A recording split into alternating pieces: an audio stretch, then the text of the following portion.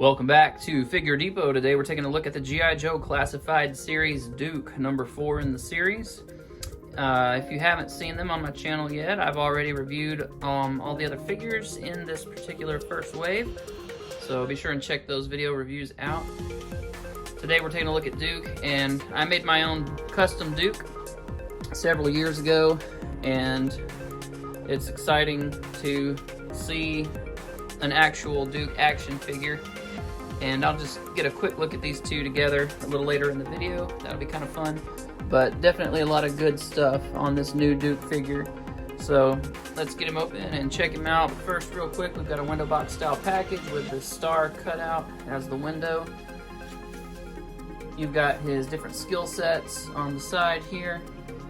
He's a paratrooper. He's a strategist, weapons expert, and I'm not sure what this little 5-star thing up here is. Maybe that's something to do with his rank. So then here we have the same product image thingy that we get on all the other boxes. We got a comic strip style version of Duke here, fighting Cobra Commander, and then chilling top, and not much else to see. Let's get him open. Alright, and here's Duke out of the package, looking slick. He's got a lot of cool little accessories. We've got this floating bandolier here. He's got a nice belt, got a holster for his sidearm. I thought the watch was a separate piece when I was looking at product promo images and stuff, but it's actually sculpted and painted onto the arm. And mine has a real sloppy paint smear on it. But anywho, for his accessories, he does come with a pair of binoculars, so those are kind of cool.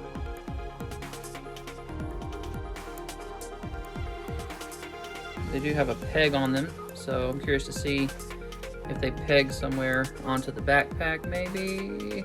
Nope. Here's the backpack. Looks very cool. Really nice detail. It's got cantinas. It's got a shovel. And little straps and pockets and stuff everywhere. So really cool looking backpack, real nice detail there. Two-tone, got a darker paint for the shovel, and it actually matches the binoculars, I think. No, those may be gray. Those are actually a gray color. My apologies. Then we have his rifle, which, you know, we're getting these real like futuristic laser weapons, which, I mean, it's consistent with the cartoon. In the cartoon, they had realistic looking guns, but they shot lasers. Now they've kind of taken and made still somewhat real world looking weapons, but added a little bit more kind of that Halo flavor and made them a little more, you know, with this blue and stuff everywhere. It's like almost like a glowing luminescent type blue to simulate laser energy, I guess, or whatever. Then we get the sidearm, which looks pretty cool. Kind of reminds me a little bit of a Walther P99 in its design, and but it's got like this is probably a light underneath, little accessory add-on to the pistol. Cool looking weapon nonetheless, very detailed, and the two-tone paint is nice. Getting a closer look at the figure, he's got a scar on his face, which classically we know Duke has. Real, you know, clean shaven haircut, just a little bit of stubble on top, kind of mushed over. Real military looking. He's got a white undershirt, very 80s, very looking through, shining through there. The paratrooper emblem on his little lapel there, and you can see a lot of detail on the bandolier here. It looks really cool. It's got some nice elbow pads here, and there's more of that blue luminescent effect coming through. You can see on the watch what I was talking about.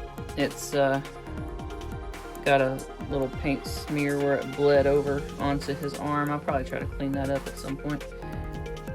Not crucial right now. The belt does float. The belt does float. just like the bandolier. We do get a solid green holster for his sidearm there, with some detailing on it. Strap's got that kind of nylon look to it. Buckles and everything looks good. We get knee pads in a similar fashion as the, especially how it overlaps the pants like we saw on Snake Eyes. Then we got the gold-plated knee pads and shin guards. Again, like, it's a little silly with all the bling, all the gold. I'll probably paint these black or olive green or something at some point. I prefer classic G.I. Joe look, and some of these modern little accent pieces are a little silly. While we're looking at him close, we'll just go ahead and look at the Duke I made. So we've got the paratrooper emblem that I hand painted on there, and I put an American flag on there, which he should have on his uniform and doesn't. You can see the colors are very similar. This base figure was a Rick Flag. I even found a gun that looks a lot like Duke's from the box art on the original card. You can see I just took some craft foam and painted it green and glued it down on there. I don't have any grenades or anything glued on there. I didn't quite get him finished. He was one of the last ones I worked on before they announced that we were actually getting a 6-inch G.I. Joe line, so I didn't quite get him finished up, but anyway, you can see a lot of the similarities. I painted the orange stripes on the top here, like on the cartoon and the classic figures. So anyway, just a quick look at my custom. Now, getting into the articulation of this guy, his articulation is really good. His head is on a ball peg on top of this neck joint, so you get the kind of floaty, bendy neck joint that's probably on a ball peg as well, but then you get this disc-hinged ball peg on the top of his head, so you get some real good range out of that. Some of the other figures, they have the peg here and here, but they don't have the disc hinge, so he's going to get a lot more movement out of his. So he can look straight down, and he can look straight up. No problems there with the range. When you're posing him around, you got to be careful where you turn that neck, because it's going to potentially make it look a little silly. You got to remember to line the neck up the right way, because it definitely moves real freely around. So just a note for posing. But anyway, we've got arms that will come out to the side. He does have butterfly joints, but there's not just like a whole lot of movement there. We do get our 360 rotation, of course, bicep swivel at the deltoids. We get a double jointed arm that goes pretty far. It's a nice range of motion there. And we also get swivel and hinges here at the wrists, of course. This one goes up and down like that. The one on this side has the rocker, more like a sword slashing movement. So then we have our ab crunch, which goes real far forward and real far back. Then we have this like lower abdominal ball peg, swivels it around real nice. So we do have our drop down joints, which will allow them to get into the split and allow you to have a nice range kicking forward. We also get a swivel right here under the holster strap. So you get a swivel at the upper thigh. We do get double jointed knees. We do have a boot cut. Toes will point down nice and far. They'll point up fairly well, but they are inhibited by this armor here. And then, of course, we do get a nice ankle pivot. So, real easy to pose with all that good articulation. So we have a peg hole here on the back of his belt, and then we have a peg on the back of the binoculars, and they just stab right in there, no problem. Then of course you can just support the backpack on just like you would a classic G.I. Joe. We've got the sidearm here, just slides perfectly. Can't get it out now. Slides easily down inside the holster. There we go. It's a good snug fit, you're not gonna lose it, so that's good. But it just slides down in there, no problems. And then we of course have his rifle. So you can put it in either hand and it'll fit fine.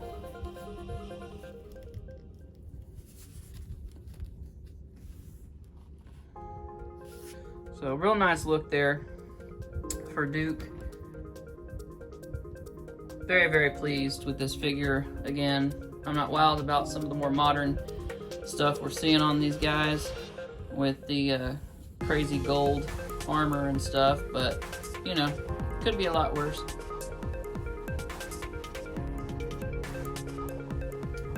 So just for some size comparisons with some other figures from the line, we do have Roadblock here next to Duke, looking really good. And they fit really well together. You got a lot of the olive greens and everything consistent across the characters. So, and that's how they compare in terms of height. Now here is a trio you don't want to mess with. Snake Eyes, Duke, and Scarlet. Looking awesome together. I do hope we get a Lady J. I'm sure we will. It'd be interesting to see what character design they go with for her. This head on Scarlet is, of course, the Black Widow head is a Target exclusive, and I just think it looks a lot better than what we got for Scarlet in the G.I. Joe Classified series. To me, the Scarlet head looked very juvenile. Looked, you know, like a teenager rather than an adult. So I'd much prefer this Black Widow head on Scarlet instead. And last but not least, here is Duke next to Destro from the same series, which you can see is a bit larger of a figure. He's about the same size as Roadblock in terms of height and girth. And then of course my custom Baroness. And then the figure that everybody's going to be using for Firefly until they actually give us a Firefly from Fortnite. So, anywho, there he is with some bad guys. Now, if you don't want Space Laser Duke and you want actual real world Duke, you can borrow the M4 and the Springfield 1911 from Killmonger. And, or not Killmonger, I'm sorry. Well, Killmonger has one as well, but they actually got these off of the Punisher. The Punisher we got in all the digital, not digital, but urban camo. I think came out last year. And his weapons go perfect with this Duke. And the sidearm does fit in that holster really nicely. And, of course, his rifle looks really good. So there's your kind of real world weapons look for Duke. One last little fun thing here, if you have the Legendary Riders Captain America figure, then you also have this motorcycle that Duke looks really good on. It's nice olive or military green, and it complements Duke's look very well. So there's a free one just for fun. But anyway, awesome figure, very versatile. The posing is fantastic, 10 out of 10 all the way around. Just watch whenever you get them off the shelves, look for paint defects and stuff, kind of like I had with my little paint run on his little wristwatch there. It's nothing major that you can't fix on your own, you just shouldn't have to. So anyway, check you guys later. Please check out my Instagram for other action figure photography, and I'll see you guys later. Thanks so much for watching. Please like, share, and subscribe. I really do appreciate it. Until next time. Yo, Joe!